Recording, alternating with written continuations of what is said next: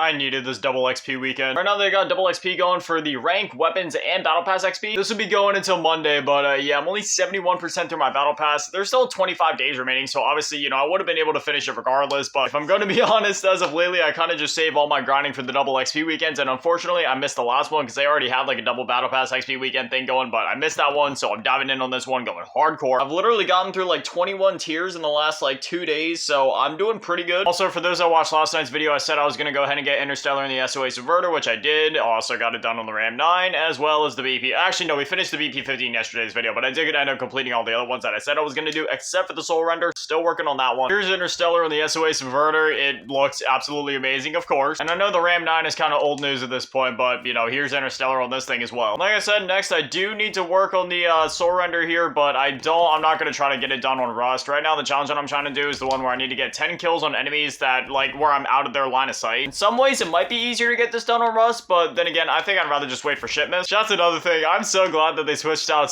Shipment for Shipmist. I know it's not going to be like a permanent thing, but I just love the aesthetic of Shipmist. Like, I'd rather play on that all year rather than Shipment, considering the fact that I already did play on that one for an entire year. I actually still got to get this XRK Stalker Interstellar. I thought that I did, but I guess I never did. But once I complete this and the Soul Render, then I'll be all caught up. I'll still have to dive into zombies and get these weapons, Borealis as well, the BP-50, Ram 9, SOA Subverter, Soul Render, and the XRK Stalker. But yeah, I said it when I first unlocked the camos. I'm gonna go through and get like all the mastery camos for all the weapons this year. I don't care what happens. Granted, considering the fact that Treyarch is gonna be developing this year's game, yeah, obviously there's probably not gonna be any like sort of carry for it, so none of this will matter in a couple of months, but hey, that's how the Call of Duty cycle is. I've been doing it for the last, well, I guess we're going on like, what, 16, 17 years at this point. It's one of those things where even in the grand scheme of things, even if the things that I do aren't considered relevant within a couple of months, I still just like doing this stuff just because, I mean, I just really love the Call of Duty series, so, you know, I'm gonna do something that I enjoy. Even if it is only like a temporary dopamine boost, or even if it is just something that I can only enjoy for a small amount of time, or at least, again, just have it be considered relevant for a small amount of time. It's just one of those things where I like doing it, I like completing this stuff, I like making content on it, and it's fun when I get to come back in a couple of years and be like, hey,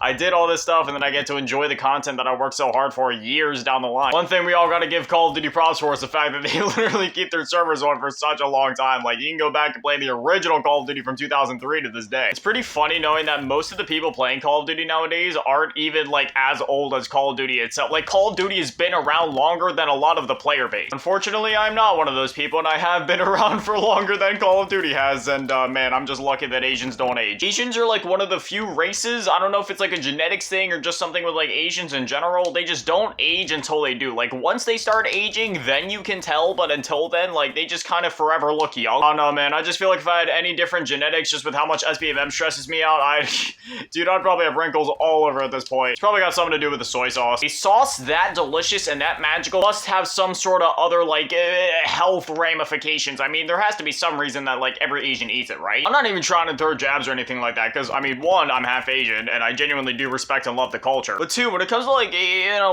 like, foods and drinks and stuff in Asian culture, like, literally everything they eat or drink or is popular in that culture, like, whether it be, like, Chinese food or drinks, Korean, Japanese food or drinks, like, there's always some sort of other, like, health benefit or thing to it as to, like another reason why they do it beyond it just being delicious. That being said, I wouldn't know because I'm basically just, like, a typical American trapped in an Asian's body. That's one thing I've always said, though. If it wasn't for the fact that I had younger siblings and if it wasn't for the language barrier, I'd probably move to Japan. As much as I love living in America, and as much as I love this country, there's just, I don't know, man, there's something about Japan that's always drawn me to it. And, you know, like, you know, I am half South Korean, so you'd probably think, like, well, wouldn't you want to go there since you're half of that? I mean, like, yeah, but I don't know. There's just something about Japanese media, Japanese culture. I've always loved Japan. Though one day before I die, you know, not anytime in the near future, but just, like, someday when I'm an old grotesque, I do plan to at least visit South Korea, since, again, I am half South Korean.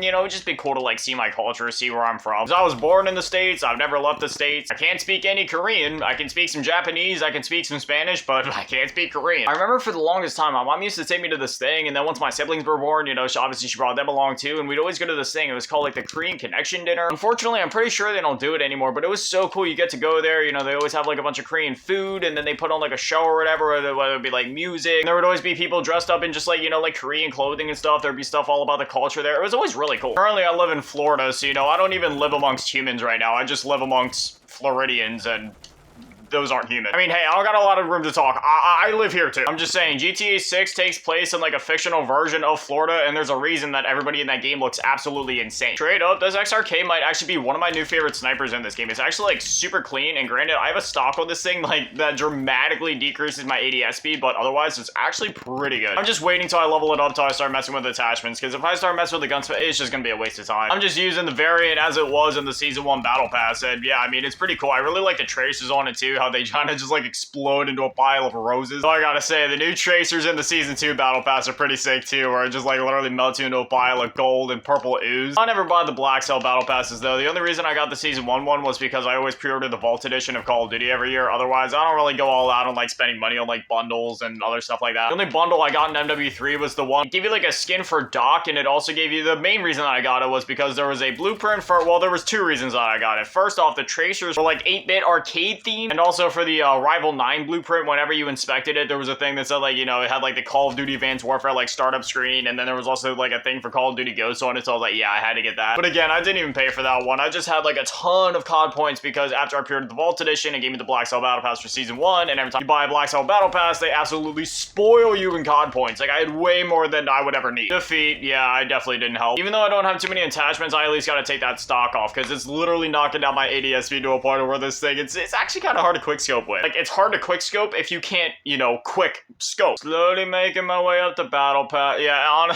honestly, whenever I'm trying to level the Battle Pass, I just go over into zombies, pick a random weapon that I don't have a camo unlocked for yet, because even though I have bioluminescent, there's still like a couple weapons, which is why if I go over to my track team, see, I'm still trying to do some of them. Like, yes, I did the base 51 to unlock bioluminescent, but I didn't do all of like the, what, like 100 plus weapons that were in Modern Warfare 2, or at least it was close to that. So I've just been over in zombies playing cleanup, getting some of the XP from collecting the camos, and it's also a great way to level up the Battle Pass. Like, after one 45-minute match, I literally went up like 2 tiers. Right now I'm at 71%, but yeah, I don't know.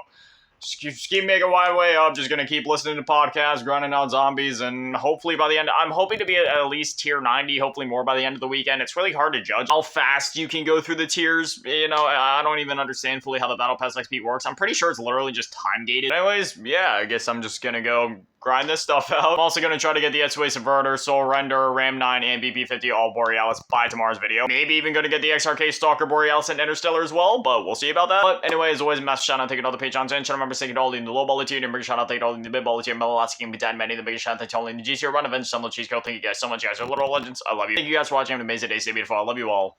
Peace.